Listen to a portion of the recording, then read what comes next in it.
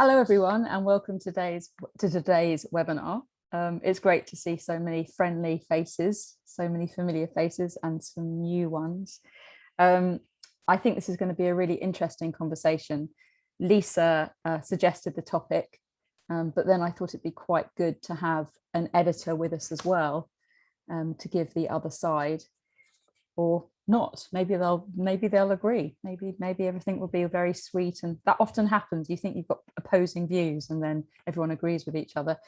I'm just going to have a few things to say, and then we'll come to introduce our speakers. In the meantime, please do say hello in the chat. We'll have time for questions at the end, so you can put your questions in the chat as well, and Monica's going to be collecting them and putting them to me to feed to the speakers later on. I just wanted to tell you, firstly, we've set up a new initiative at Write the Book. So the last Tuesday of every month from 11 till 1 p.m, we're running a surgery. So at the moment, that's me. So if anybody wants to go into it, that there's a link. It's just for members. Actually, Monica's just put that link in there. And you don't have to book to come. We're trying it out without having to book. But if you want to make some connections, or if you've got any specific questions that you want to ask, then I'm allowing 15 minutes a time to speak to you. You know, see if it works. I think it's a fun thing to do.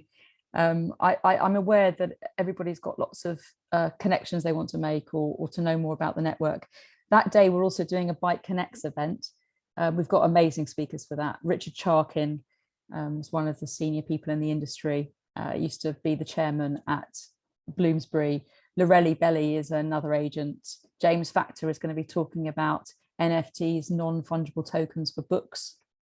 And Helen Bagnall, who runs the Also Festival, who's a pretty wonderful person. So please do come along to that. The next event we have is next week on the 24th. Kelly Weeks is going to be talking about author mindset. She's fantastic. She's been coaching me and also run some workshops on social media. So she's really good at helping authors and publishers as well on social media. We've got some agent ready workshops coming up for fiction on the 8th of December with Julia Silk. And then we're doing a non-fiction one with Anna Pelle on the 2nd of February. They're very useful for things like our agent tables. And the next one of those is on the 20th of January. So sign up for that if you get a chance. Also, I wanted to mention our Bite Showcase. We are doing a short story competition. It's £8 to enter, and half the profits will go to the winner. So if any of you've got any short stories that you'd like to enter, and it's only 500 words. I think it'll be fun. We haven't had lots of entries yet, so you've got quite a good chance of getting shortlisted. So have a look at that, and it'd be a fun thing to do. Okay, so now what I'd like to do is to introduce our two fabulous speakers. We have Andrew Lowe, who is a freelance editor and also an author, and next to him we have Lisa. Depends how your screen's configured, apparently. We have Lisa Eveleigh, who is a agent, and I've got some questions for them. So without further ado, I'd like to start by I'm going to start with Andrew, actually. So Andrew, nice to have you here. Yes, lovely to be here. I'm going to my first question is to ask you, what's your background and what do you do now? Who the hell are you? Who the hell are you? Who are you? Yeah, I used to be a journalist. I'm all right now. Magazines, films, pop culture mainly. So nothing dangerous or anything. I wasn't going to sort of Sierra Leone or anything like that. It was purely just kind of man-child stuff, mainly films, as you know. And so now I'm an author and a freelance editor, a writing coach. Been doing a lot of writing coaching recently, which I love, which is very close to therapy, which is quite interesting. Really enjoy that process of developing authors, getting their voice, sort of getting their confidence up, and just getting them to, release their work, get it out there into the world, because that's the best way to learn, I think. Brilliant. Thank you. What a nice person to have on your side. Lisa, hello, Lisa. Hi. Welcome today. How did you get into agenting, and what kind of authors do you work with? Right, I got into agenting. Well, to go back a step, when I was at university and I did do an English literature degree, the only career advice I was ever given was to teach, which I would have been extremely bad at. So it took me a while to find my path, but I did a secretarial course, bit the bullet, and immediately got a job as a researcher at the BBC, but on chat shows, and we had quite a few authors coming on. And I hadn't actually realised that authors have agents as well as editors, and quite often publicity people would come with them as well. And I talked to a lot of them, and I thought agenting really is a very interesting job. And actually, I did apply to an advert, and they were very, very rare. I just happened to spot it. And that was back in 1986. And I trained on the job, which is what you do. But it was the world's oldest and first literary agency, AP Watt. So fascinating backstory and really world-class training. Actually, I was taught very well. I mean, sometimes you would sort of slightly snooze off when a boss was explaining, the full ramifications of a large print deal, but it sort of kind of went in and stayed there. Sorry, what was the second part? What sort of authors do I represent? Yeah, who do you work with? Yeah, well, it's easier to say what I don't do, actually, than what I do, because I've actually genuinely got very Catholic taste. I am a real bookworm, always have been. I read very widely, very eclectically. I just don't like horror. And because the genre psychological suspense has, some of those books have elements of horror in it, that is not one of my strengths. But there are plenty of other people who love that sort of thing. But I like traditional crime. I like cozy crime, upmarket romantic fiction, and I'm also increasingly interested in what I would call fantasy, not hard science fiction, but fantasy. Okay, and non-fiction as well? Oh, very much so. And in fact, I was so keen to, if you like, strengthen my non-fiction muscles that I actually did a Master of Arts in biography at UEA in what is laughingly known as my spare time over 2 years. And that was immensely helpful. Right. And not kids books. Oh, no, I'm afraid not. No, I did for many years at AP Watt, but to be honest, you can get too old for it. You stop knowing what children are reading. And at the time that I was editing children's books, I did. Now I haven't a clue. Yeah. No idea. Okay. So we were touching on genres a bit there, Andrew. I don't know whether we describe your book as horror. It's a bit scary, some of it, but the first, I've only read one of your books, I think, but what genre books do you write, or what do you think you write? And what's the difference between genre and literary fiction? I think that's there's a lot in that. There's a lot in that. Okay, I write crime thrillers, really psychological thrillers.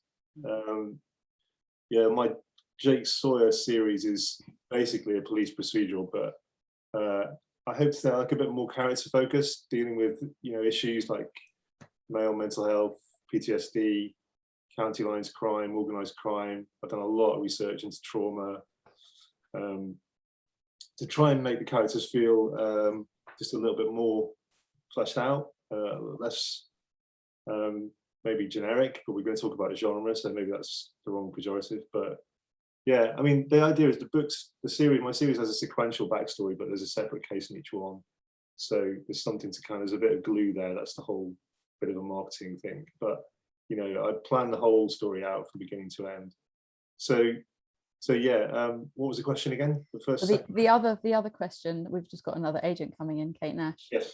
The other question I was asking you was, what's the difference genre and literary fiction?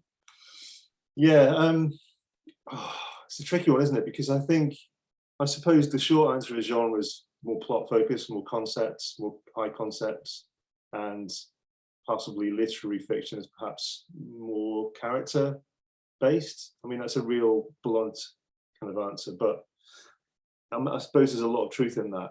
But I suppose it's kind of a difference between the mainstream movies and art house movies, maybe something like that.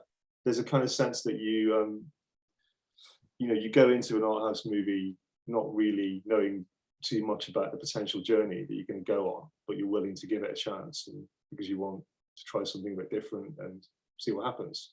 But I suppose genre, you're kind of preaching to the converted in some way. The people who read crime thrillers, I know the kind of things they like. I kind of know a lot about them. They're basically middle-aged women, because they're the key readers of crime. So I don't sort of pander to that, but it's good to know. It's good to understand the kind of sensibilities. I get a lot of reader feedback. So yeah, I think that genres, you do have to kind of hit certain marks, because you can't go completely off piste. And yeah, like James Bond films, you know what you're going to get when you do a Marvel. I suppose so, but you can. I really wanted to try and mash things up a little bit and try to kind of bring in literary elements, which might sound a bit high-minded, but it's not really. I don't mean like the classic kind of this book is not going to have the letter E in it or something like that. Some strange kind of meta sort of conceit. What I'm really trying to do is to kind of do a little bit more with the characterization and the themes, sort of recurring kind of themes. I'm going to ask you about how you've subverted genre in a moment, but I want to bring Lisa in here, because she suggested the topic of genre. What do you think about genre? I think your view was quite controversial, actually, on it. I would always encourage writers to write the book that they want to write, and not necessarily think, if, for example, they're doing cozy crime, I've got to imitate Richard Osman, who's obviously been a huge success with his cozy crime, etc. But I do think that there is a fluidity. Really, I think it's actually happened during the pandemic, actually, where literary authors, as you just said, sometimes you can feel as if you're going to an art house movie. But I've noticed that increasingly what we call literary authors and, upmarket book club fiction, they're actually using elements of fantasy or magical realism now, far more so than they ever were before, which I actually think is quite an exciting development, because people don't really like being pigeonholed. I mean, I know authors who really object to being called saga authors, for example. Now, that was the sort of 60s, 70s term. Catherine Cookson was probably the doyenne of saga authors, but contemporary writers don't want to be labelled in that way. Because it's old-fashioned. Yeah, because it's old. A, because they think it's old-fashioned. B, I think they think it's down market. Yeah. And which it certainly isn't. A good saga is, a very fine thing. So that's being changed as well. I've noticed that several people have started referring to themselves as purely historical novelists, not saga writers. Just as Marion Keyes got fed up with the chick lit label, Joanna Trollope got fed up with Arga Saga. Think times change and people. Yeah, but isn't it more difficult for you as an agent if that's what lots of people say to, I don't know whether you've had that feedback, Andrew, but people say, I don't know how to classify you, I don't know where to put you on the shelf, or... Yeah, there's a spectrum, I think, isn't there? There's a kind of spectrum within each genre. And I think my books probably tend more towards the horror side of it, the darker side. Yeah. Like people like Chris Carter, kind of similar, I think. And there are some crime thriller writers who, as a bit cozier and a bit less, so I think yeah, you do have that spectrum. You do kind of tend to want to be able to say a bit like this author, a bit like that author. Yeah. I think that's come with the internet, isn't it? It's a lot more easy to do that algorithmically with the internet. If you like this, you'll like that, which has its positives and its negatives. You can tend to get into an echo chamber where you only read a certain type of book, or a certain, you just keep in this kind of on this little track instead of. Lisa, were you going to say something there? Sorry. Yeah, I was going to say that an example I thought of earlier when I was reading your questions to myself were sometimes a publisher does take a risk on something that is initially uncategorizable, and they will bill it as quirky or unusual. And if it takes off, then actually it creates a genre of its own. Yeah. And I'm thinking particularly of Eleanor Olifante's Completely Fine by Gail Honeyman. Nothing like that had been published. There have been imitators since, but I don't think they've actually worked out what to call it. Isn't that literary fiction? Well, I think she's borderline. I think she's a fine writer, but I wouldn't think that she would ever be published by Faber and Faber, for example. Right. Hippie top tree of literary fiction. Yeah, Yeah. yeah. But also, literary fiction that sells becomes commercial by definition. So, yeah. Yes, yes. Yeah. I think Interesting. The Martian is literary fiction, Justine. That's a good example, I think. Yeah, Because The Martian looks like science fiction, and it reads really like very nerdy science fiction. I mean that in a nice way. You know, it's very, the strength of that book is the detail. So that to me is a really interesting mashup of genre. and didn't he self-publish, independently publish? He did, yes. Yes, yes. But I was going to say to you, do you have more freedom? I mean, you're saying, Lisa, that you sound like the dream agent, that you're able to feel the good in your authors and sell them as who they are. But do you Well, think on a good day, yes. on a good day. But Andrew, do you think you have more freedom? You could just say, oh, well, actually now I want to do psychological crime. I want to do psychological romance, or I don't know. Yeah, I absolutely do. Yeah, I mean, the thing with traditional publishing, I suppose, is that it's about risk management, isn't it? Really, traditional publishing ultimately. So, yeah, agents are kind of talking to publishers, and the publishers have to decide whether to take a risk on something, financial risk, really. So I understand that, but when you're independently publishing, you may be able to be a little bit freer, but I think you also have to be very careful that you have a solid kind of marketing plan and a strong sense of how you're going to sell these books, because you can't just say, well, it's different, buy it. You have to have a clear sense of what's going on. So for me, it's like I said, series, and it was also focusing on some of the mental health, psychological elements of the characters. Yeah, yeah. You've mentioned a little bit earlier about how you've gone against type, and you've subverted the genre. How have you done that with your books? Can you be specific about how you've subverted things? I mean, subverted, that's a strong word. Yeah, I mean, maybe, I suppose just stirring in a few ingredients that you don't normally get, I guess, in the genre. That's all I'm trying to do, really. Right. So I'm just trying to go a bit deeper with the characterization stuff. And I think the main thing I really wanted to try and do is I read a lot, but probably a bit too much that is healthy, about where aberrant behavior comes from and the backgrounds of it. So you're trying to understand them more rather than I'm trying to giving them more dimension. I hope, my editor is present in this meeting. Bryony, lovely Bryony. I hope you'd agree that what I'm trying to do is to make the villains as compelling and as understandable as the good guys, the kind of protagonists, so that when you understand why behavior becomes criminal and why serial killers aren't born, they're made. So I'm really interested in that psychology, about how somebody so apparently similar to us can sort of do bad things. So bad. So to answer your question really roundabout way, it's all about trying to get a little bit more flesh on the bones of that idea, really, and just sort of push people around in the sense that I don't know who's good and who's bad, and there's a little bit of everything.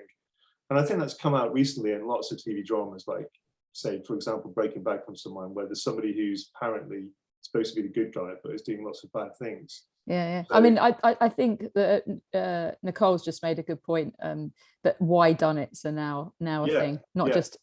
If I come back to you, Lisa, have you had any authors that were really hard to categorize that you still managed to get published?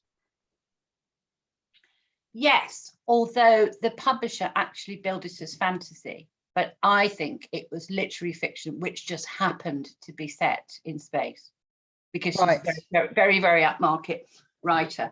So, I mean, it wasn't that I didn't expect to sell it. I did, and she's one of the most talented people that I represent. Who's that? She's called Anne Corlett, and the book's called The Space Between the Stars. Right. Yeah. And interestingly, you mentioned The Martian, Andy. Yeah. It was the film producer of The Martian who got in touch with us as soon as that book was announced, because he realised it could be competition, and he tried to take us. He tried to take us off the market. Wow. It's a bit of a Trojan horse, isn't it? I suppose things like that. Yeah. You can sort of smuggle in high themes and literary ideas. That sounds really diabolical now. So I say it out loud. But trying to get in, deeper themes and sort of to deliver them in a kind of recognizable genre package. Yeah. Yes. Yeah. I'm Lisa. I mean, we've spoken to lots of agents before, but I think it's always worth people hearing. I think agents will work a bit differently. What's your process with engaging with authors?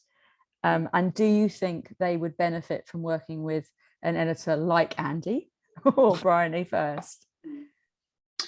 I think, honestly, if they can afford it, yes, I do. I do think it's worthwhile.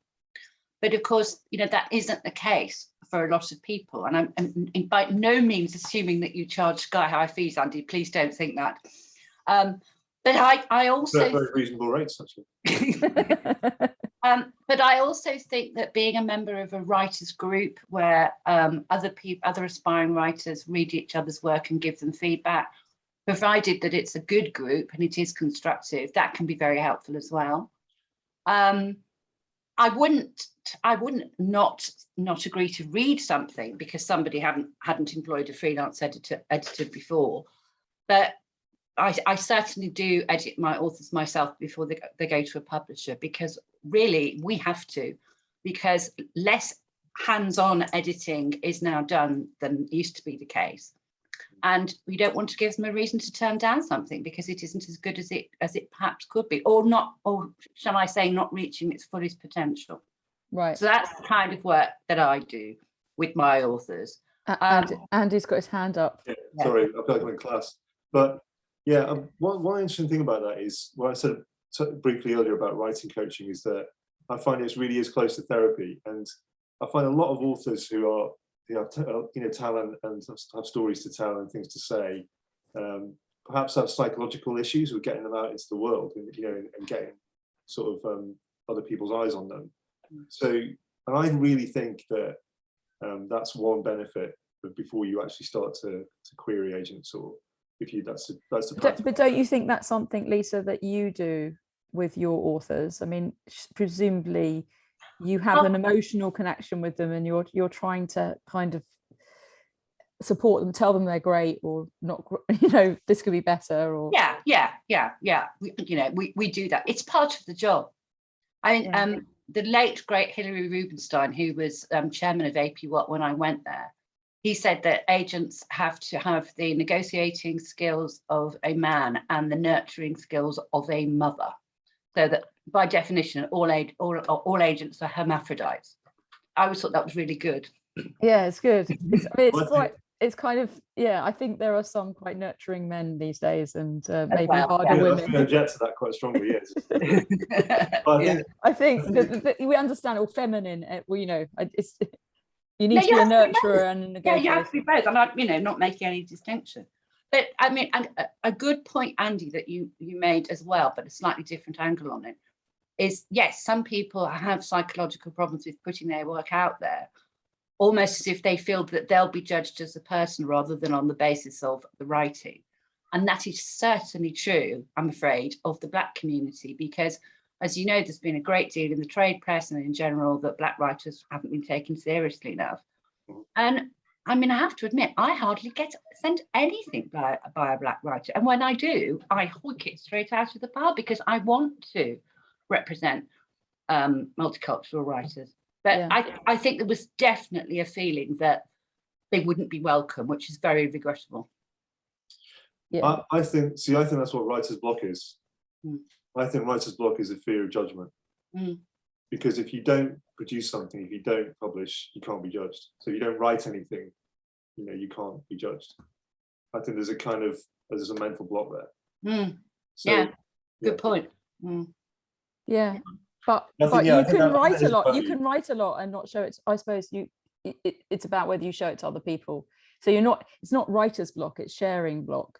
Well, I think that's what I was saying about writing coaching, about getting a relationship with a writer before. I understand. I fully accept that there's a point where there's an agent-author relationship, but I think maybe there's something before that where there's something about getting someone in the tooled up and ready to kind of get into that world psychologically. And it's not easy, putting your writing out there.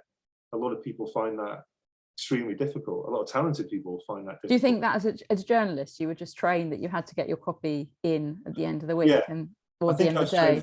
yeah, as a journalist, you're trained to kind of say a lot in a small amount of words, ideally, particularly doing cover lines and things like that. So you get a real sense of the high nutrition of certain phrases and certain words, and you can do that. So, but in terms of confidence, yeah, you're as a journalist, you're used to being people reading you and judging what you write. But you also, as you're writing, think you might have this. My friend calls it the voice of treason. You might have this thing in your head saying this is rubbish, but you know that that's not going to serve you. You just have to do it, and then you can worry about it. Yeah, I mean that's why. I mean, I'm working with a client at the moment who's particularly reticent, about actually getting his work out. So it's more about, our sessions are almost like, I feel I'm only half qualified to do them, because they're quite heavily based on therapy and trying to get him to understand that what he's doing is good, and he will learn a lot by putting it out and getting other judgments on it, and then that's actively what will improve him.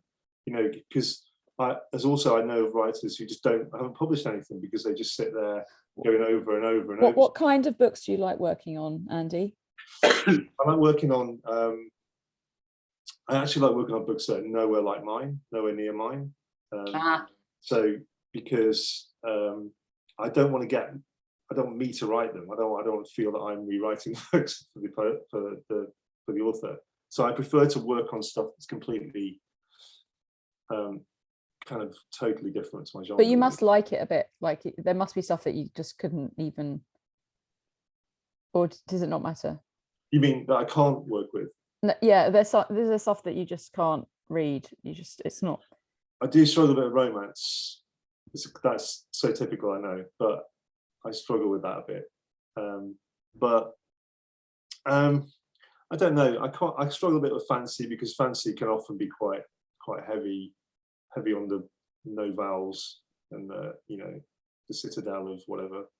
It can tend to blur into one. But the world building is the key thing in fantasy. I always tell authors that, again, I mentioned when you said the difference between genre and literary fiction, and I was saying, tends to be literary fiction tends to be more character focused, and genre is more plot and what happens. But I think all good story comes from character. This is the key thing I tell my authors, that you have to focus on character. If you say, what was that book about, or did you enjoy that? People don't start telling you how good the world building was. They say what happened to the characters and what they went through and the struggle they faced. What stage do you engage with authors, Andy? Usually, it's like a spectrum again. I do assessments on something that's been written, but they know it's a bit of a mess and they want me to help to kind of steer it, get it on track. That's quite early. And then I often join in a little bit further downstream, which is where people have written something that's ready for copy editing. And often I find the problem is that authors think their work is ready for copy editing when it just isn't. So that's a really tricky one. Lisa, back to you. Sorry. That's all right. What do you think about the rise of independent publishing? And I mean, some may call self-publishing. We're not going to call it self-publishing today.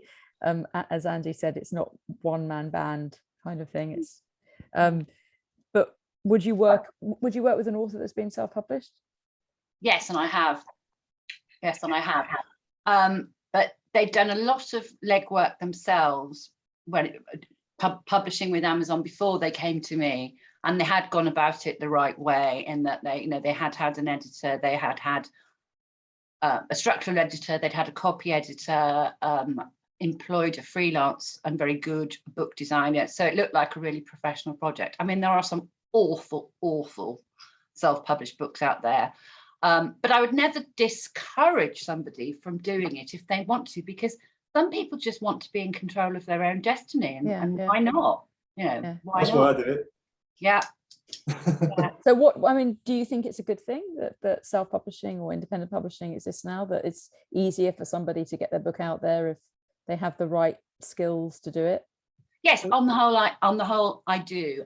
And for books that simply aren't going to find a traditional publisher, it's probably the only way. I mean, family memoir is a good one there. I mean, there are loads of interesting stories, but that because the people aren't famous or infamous, a traditional publisher isn't going to look at.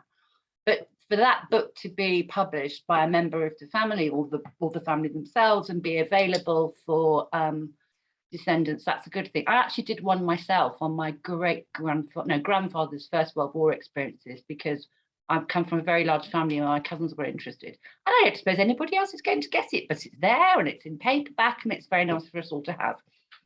Is it available on Amazon? Sorry? Is it available on Amazon? Yes, it is, yes. Well, you can put a link in if you want. Andy, or send it to us. Andy. People, it's about the reasons why you're doing it. I think that's the key. Why did you self-publish or publish independently? Yeah, I kind of briefly counter by, I mean, I know this isn't like a zero-sum game, but I think there are some pretty terrible traditionally published books out there as well. And that's not to say, to belittle the actual traditional publishing processes, which I'm sure, are great. But the whole thing I'm trying to do as an independent publisher is to mirror that, because all that experience that traditional publishing has in making books as good as they possibly can be, I want to be able to do that myself. So I want to understand all like that. So, but yeah, I don't know. I think it's the reasons you're doing it. So if somebody, if you've queried perhaps an agent and they've come back to you saying it's not good for this reason, for this reason, for this reason, and you say, well, I'm ignoring that, I'm going to publish it myself. That's a bad reason to do it. Yeah. You need to understand and to accept the criticism and understand that you can improve, you can work on your craft, you can do all kinds of things. It's not just about, well, I'm not listening to these gatekeepers. I'm gonna get it out there. You do have to have a degree of professional pride in what you're doing, and to make sure that before you do get it out, you've done absolutely everything you can do to make it as good as possible. That's good self-publishing. Yeah, but you have the right kind of temperament, I think, to publish independently, and you've got the right experience. You're media savvy. Yeah. At what stage do you think is right to put your book out into the world if you're going to do it independently? If you were wondering which path to take, I suppose the problem with the people do is they use these beta readers to kind of give them lots of feedback before they go live. It goes out into the wild. So that's a good thing. I think that is a good thing. I think you need to get, ideally, people who you're not related to, and you don't have any, they're disinterested in the classical sense of the word. They've got no sense of, they're not bothered about whether you succeed or not. They're just reading it because they like that kind of thing, maybe. So I think beta readers is important because you're going to get a sense of, where you are on the scale. So you're testing it in a small pool first, and then once they've told you that it's right. I mean, it's iterative, isn't it? It's like it is, yeah. Yeah, so it's good. I think you should definitely be working with editors. You should be working with like the coaches if you need that, in order to get your craft as honed as possible. And then when the book feels right, it's a really good question about when to release it, because like I said before, I think you learn so much from the actual process of it being out there that sounds scary, but I think I certainly learned a lot from getting actually out into the world and seeing what people said. And then I could take some things on board, and I could understand it, and I could develop, I could learn and improve. So I think your learning and improvement will just accelerate wildly as soon as you actually get something, get other people's eyes on it. So beta readers is a sort of soft way of doing that to start with. So see what that feedback is, and then you should have an idea about where to get out. And on the subject of feedback, Lisa, how do you give feedback to authors, and have you any tips on getting better at receiving feedback and dealing with it? I do give feedback, but only if I am interested in enough in the book so that it's either a near miss or it is something that I'm going to want to take further, in which case I will do an edit before we've actually you've signed. Right. Wow. Yeah. If I think somebody is a near miss, but perhaps their first novel isn't really their first novel, their second novel is going to be their first novel, I will say that. And if there's something glaringly obvious to me in the 3-chapter and a synopsis submission, as in a weak first paragraph, I will say so as well, because I want to be helpful. And what about in the process of getting the once you've signed an author and you're giving them feedback on their edits, how can we be good at that? I mean, because that do you see authors just being crushed when They think I've done it, and then Actually, no, because I think if you really, really want to be a professional author, and clearly everybody that approaches me must want to be, or otherwise I wouldn't have heard for them, then you'll do what it takes and give a professional response. I don't think I've ever had an author disagree with an edit that I have suggested. right, I have known authors disagree further along the line with their actual editor, right, but not vociferously. yeah. It's about you want to work well with people. Andrew, this is our last topic here. You about to say something? I'm going to go open to questions after this. I'm just going to say, I think it's collaborative. It's a key collaborative thing. You have to get used to that idea that it's not you sending your work to someone else who will write loads of red pen on it. It's do you think some authors won't ever get their work polished enough to publish, even independently? Yeah, probably. exactly. Yeah. I think there is a degree of that you do have a sort of inner kind of instinct, an ear. I think of it as an ear for the writing. You can fine tune your ear. Yes, yeah. I also think that you can tell, and I'm sure Andy feels the same. I can tell when somebody's made a submission because they want to have a book published, but actually they barely read anything themselves. You can just tell. And those are the people that won't get published. If you don't read, you severely limit your chances of getting published. Yes, reading is the key thing, isn't it? Yeah. And this is the thing that worries me. Sorry, Justine, I know you're getting on, but generationally, I do lie awake worrying about this, that reading is just, people are stopping reading, the younger generation. I hope not. I think some there are some, but there's lots of people in this country that don't read more than, if you read more than 3 books a year, you're weird, apparently. And then there's people here that read a lot more than that. So I think writers definitely needing to read. You have to, yeah. We had quite a straightforward question, but I think it's worth answering. I mean, Caroline did come back with her response for it. But Victoria, you had a question on cost, didn't you? So how much does it cost to have an editor, roughly? Wow, that's a tricky one. It depends. I can only say it depends, because is it thousands and thousands of pounds? Is it? If it's an assessment, well, we're talking, if you had a full copy edit of something about 80,000 words, yeah, you're in the kind of 1,400, 1,500 sort of ballpark. Right. And if you've got a decent editor, anything wildly above that, I would worry that somebody who's just out. I mean, it depends. It all depends on the editor's experience as well. I mean, you should really be using experienced editors, so that's sort of a given. But I would say that, if you want someone to do a manuscript assessment, which is what I do that as well, like a sort of deep review, but I don't actually touch the manuscript, then that's cheaper. But the full fat copy edit is of a standard 80,000. I would say you're looking into the north end of 1,500, somewhere like that. Right. Okay, that's useful. Just a ballpark figure. I think some people, you don't know at all. Liz had another question. Liz, we've unmuted you. Oh, you've unmuted me, yeah. So I'm deep in the querying trenches, which, as you can imagine, is great fun. And I'm having one of those weeks where I'm getting a rejection every day. I think it's because I'm querying the US market and they're getting close to Thanksgiving and they just want to shut things off. But I'm just curious, has there been a market increase in the number of authors querying due to the pandemic, and how much more competitive has it become? Shall I answer that first? Yes, I think so. Querying is for agents. Do you know, it's been really interesting. The pandemic has affected the writers that I know and I'm hearing from in one of two ways. Either it has made them incapable of writing, or they've written a great deal pretty damn quickly. But I'm hearing from editors and publishing houses that they have had books which weren't quite up to the standard that they're used to from some of their established authors because they have written them too quickly. So it's an interesting thing. Have I seen more? It's a little bit difficult for me to answer at the moment because I'm actually currently closed to submissions till after Christmas. But I wasn't closed for most of last year. And yeah, I got maybe 20 a day. That's a lot because I never make any bounds about the fact that this is a boutique agency. There is only me and I'm doing everything. But I got a lot, yeah. Scattergun approach, I think, as well.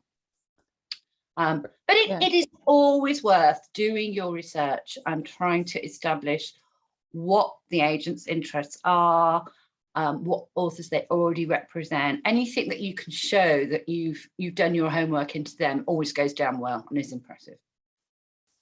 Great, thank you. Andy, did you want to say something there? Or I've forgotten. Okay. Put it into the chat, maybe. I think it was, it was a point about the pandemic, about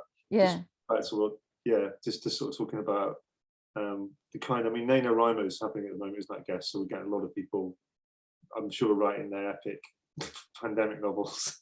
but yeah, I don't know. I mean, I think it's kind of, I do personally, I've written a lot in the time I've just been sitting around. So it's been a way of coping, I think. Yes, yeah. Yes. Some people have written a lot, and some people, I think our lives have got less busy, haven't they? Maybe. Well, maybe they're changing again now, but they were less busy for a while. So people have more time. Beatrice, you had a question. I'm going to unmute you now. And please, if anybody else has got questions, we'll go to Nicole after this. Beatrice, can you ask to unmute you? Oh, that's great. Yes, I wanted to find out, in cases of some of these famous writers who got so many rejections, before they got through, what do you think might be the cause of that sort of situation, considering that they really got into big time?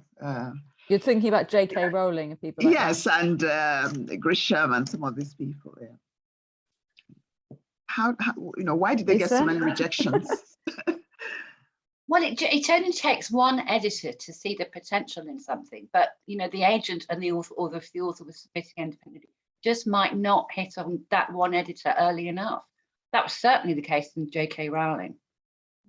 It took somebody with foresight at Bloomsbury to say, this is really unusual. It may be a little old-fashioned, but I can see the potential. But I don't think she had more than 11 rejections. And actually, for a completely unknown children's author writing something that magic hadn't really been done, and wizards, in quite that way, that's actually not a lot of rejection. Oh, 11. Yes, yeah. I mean, I think I can see lots of that happening with Bite the Book, with authors keep on going, and maybe they've submitted to 20 or so agents before they get representation. Yeah, that happens. Persevere. Well, you also have to get some. She was rejected by 11 publishers. I don't know how quickly she got an agent. Or was she in the slush pile? She didn't have an agent. No, she did get an agent, and basically she picked him out of the writers in the artist yearbook because she liked his name, which was Christopher Little. Right. He was the first and only agent that she submitted to. Wow. So she got an agent immediately. It just took her a long time to get a publisher. So he wasn't the first person to read it. Somebody else in the office read it first. Ah, okay. One of the unsung heroes. I know. I worked briefly for Nigel Newton at Bloomsbury as his PA, and I think it was his kids that read the submission before Alexandra Pringle or something like that. Maybe it might be a bit apocryphal that that's what happened. I'm not quite sure. But also with getting an agent, it's about having some kind of connection, and you're only, Lisa, you only have time to represent a certain amount of people. Yeah. So you do have to have a personal connection. You have to really like each other. I have to be empathetic to their work, which is probably the most important thing. But along the way, you get to know about people's fears and insecurities as well. I mean, there have been lots of personal chats during pandemic, lots. Yes, yeah. But the job of an agent also, let's not forget, it's not all author handholding. We have to know who is looking for what in the publishing houses. And also, if I really believe in a book and I'm just not going to be able to sell it, I will consider it publishing myself via Amazon. Right. And I have done. You white glove it. Yeah, white glove it. And the first author that I did that for, that was actually because she was over 70. She wanted to write all her life. She'd finally got the opportunity. She got lots of ideas, and she didn't want to wait to be turned down by 11 people. So I didn't ever actually submit her to a traditional publisher. We just went straight for white glove. And although she has sadly now died, She wrote 11 novels in 6 years. Wow. Yeah. Wow. Amazing. And it's an entire series up there, which is a lovely legacy to her. Amazing. Amazing. I'm gonna come to Nicole now, who had a question about memoirs. And I just want to say before, I was just saying to Caroline yesterday, do you remember when we didn't know how to use Zoom? You were the person that taught us how to use Zoom. You like, well, you can try my account, like before the pandemic. Anyway, I just wanted to say thank you. I remember that conversation. Anyway, it's a long Lisa, time 100 years ago, I mentioned this person to you in the middle of agents' tables, and I've had conversations with Caroline, who's my editor on my book, and also Briony on this. So most of the clients I ghostwrite for or book coach, they tend to self-publish when they're memoirs. I just have this person who is quite extraordinary, but she's not famous, like she's not a celebrity, and she hasn't taken her clothes off in front of anyone on the telly. However, she did get an OBE for film and television, and she's also BAME. She's Indian, and it is a real. But I am kind of, one of the things I haven't quite got my head around is, should she be coming to someone as an agent with 3 chapters, and also, are we dreaming that somebody who isn't a household name is going to be able to publish a memoir? No. I mean, as I said, family memoirs of a sort of gentle rural life, for example, that wouldn't work. But if the writing is extraordinary enough, no reason why not. I mean, obviously, doctors and nurses have had some rather extraordinary memoirs done because of, where we're living at the moment, and you can see why publishers would do that, and they'll become historical documents. But if somebody's life is extraordinary, and if their writing is extraordinary, and that would be the key, the writing really has to be superb. I don't see why. I'm actually representing a very unusual about one man and his rescue dog at the moment, and he's not famous at all. I'm hoping he will be. That actually sounds like a really, really nice story. And I think, I mean, she's really impacted. She's a total powerhouse, and came in at the, came in on the voucher migrant scheme. And they're just, to me, but I'm conscious that I'm so deeply in her story that, we have a session, and I kind of get to the end of the session and I'm just blown away by all this stuff I'm learning. And would you, as a general rule, like if you're talking about something like this, because we've been debating this point, Briony and Caroline and I, albeit separately, about like with nonfiction, would someone come to you with 3 chapters and then a plan of how they thought they were going to take the book forward, or would you want to see the whole thing? I'm afraid you're not going to like this answer. Okay. If it is a famous person, then yes, 3 chapters and where the book's going to go. If they're not famous, I'm afraid they have to write the book. They have to write the book. Okay, that's interesting. But I suppose memoir is like fiction in that it's narrative, whereas non-fiction, you can say these chapters are going to cover these things. I would assume. I mean, they'd still have to send the agent the first 3 chapters and a synopsis, when it's done, but they would have to write the book. But to be honest, to give it its best possible chance to choose the extraordinary, as you say, then yes, I think that would be my advice. Okay. Great. Okay. Great. Cool. Andy, do you work helping authors submit to agents? And what's that experience like? I mean, putting their package together. I know that Briony does a lot of that with us. Yeah, not that much, to be honest. I tend to be probably a little bit more, further sort of upstream maybe, in trying to kind of get people to get their books into shape and to get ready for the the whole process. So I don't tend to go that far of editing. What do you mean upstream? So you're working with people earlier than you would be submitting. Okay. Sorry, horrible corporate jargon. No.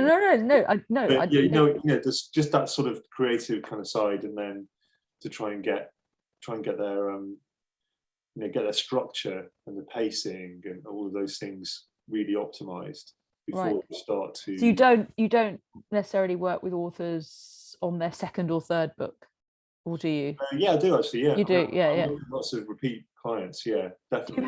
Do you have agented and published authors? Who have been... mostly independently published authors. Mostly, okay. Yeah. Okay. Because I like developing that kind of internal, that sort of collaborative approach, that house style that not trying to impose, no adverbs or whatever. But I tend to like that. But yeah, just I like that collaborative approach of getting something really into good shape, and getting the author ready to. I try to get authors to think about more than one book, which seems a little bit can be a bit tough sometimes. But because I just think, let me just get this one book done. But I'm trying to get them to project forward and think, is some marketing potential? Yeah. More of this? What's I'm going to ask? We don't have any more questions at the moment. So please, people, if they have some questions, but what's your ideal client like? What characteristics do they have? For you first, and then I'm going to ask.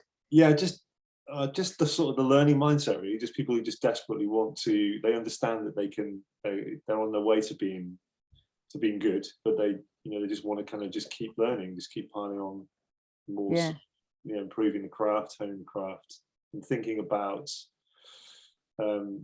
Question I ask is, why have you written this? It sounds a bit challenging, but I think it's a good question, because you get lots and lots of different types of answers. Yeah, why do you want to write this book? And people just say, I just want to write a book. That's not an answer you want, right? Not what's this about, but why have you written this? You tend to get better answers, I think. I get a real insight into the author from that question than I do with what's this about. So yeah, I'm not really right at that end of helping with query letters. I can do that, but I'm sure, but I much prefer to kind of work on the development side, and to get the book copy edited and absolutely watertight, ready for whatever process they want to go through next. That may well be querying, it may well be they just think I'm going to put this out myself, and I've had both, but mainly independent. Okay, that's good. We've got a question that's just come in now for you, Lisa. I'm not going to ask Chris to ask it because he's not very well. So how long to leave agents before follow-up? I had one ask for a whole novel about 30 minutes, then no news for 6 weeks. So maybe he submitted and then 30 minutes later he's asked the whole thing. I'm afraid it depends on the time of year. So if an agent was sufficiently taken by the sample material to say, yes, I'm going to reply to this straight away, then that tells me they do intend to read it. 6 weeks isn't outrageous. 2 months would be. I think that if there's Frankfurt, and there was a bit of Frankfurt this year, or the London Book Fair, and if you're anywhere near that area, then you can expect to wait longer. And I actually have my out of office, which I'm not sure it's working at the moment, I've got to check it, but I have something saying, please do not submit in March and October. Right. So to try and avoid that, because it's all, we all understand it's awful waiting for you for news, and we get it the other way. We get it in the next yeah, you're waiting from the publishers. So we're waiting to hear from the publishers. Yeah. So Liz Keswick saying that she had to wait a whole year with someone. I'm quite Chris is saying thank you, he'll hold on. So okay, Kathy, good question. When's the best time of year to submit then? Actually, an author of, this is flippant, but I will answer the question probably. An author of mine once said, I've decided there's 1 month a year when you can actually submit to a publisher, because you've got to take the book fairs into account. And he said, and then there's the holiday in Tuscany, and then there's the skiing, and then there's this, that, and the other. May. Awful that you think like that. So no. What month did he identify? I'm interested. Was it May? He said May, yes, past the skiing and before the summer holidays. I don't submit in August. That's one good thing, because August is the traditional publishing holidays month. So avoid that. October and March. Yeah, probably. January. Oh, January's not bad, because people get the new year, new start feeling. What am I going to be doing this year? Look at that. I look at things in January. January, May. Okay. And December's not great either. Okay. And Andy, when's the best time to publish a book? Wow. Does it matter? I don't know. I don't think it does really, does it? I'm not really sure. If you're independently publishing it, if we're talking on that level. But if you're doing it maybe digitally, then you want to get it when people have got new devices for Christmas, maybe? Or yeah, you could do that. I think you really want to do your marketing at that point, though. You don't want to be publishing. You want to be you want to have it out there, and you want to be able to say, right, you can do an offer on the first of a series or something for new Kindles, and people will take a punt on it. So you need to be really thinking about marketing. But I say, authors should be thinking about marketing all the time, really. because Yeah. they hate it. So And yeah, do you feel that as well, Lisa, that you want having an agent isn't the end of the story, or having a publisher isn't the end of the story? You've got to have someone or it's better if someone is a bit more savvy. To be absolutely, it's in a lot of contracts now that the authors have to do social media. Yeah. I mean, some help will be offered if somebody really thinks they can't do it, and at a certain level, you probably have somebody from Penguin just devoted to your social media on a full-time basis.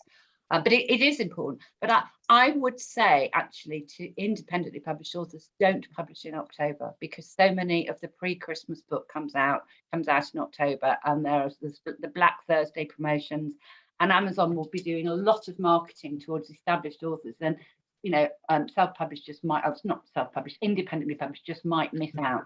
So I would say no to October. Interesting. Good.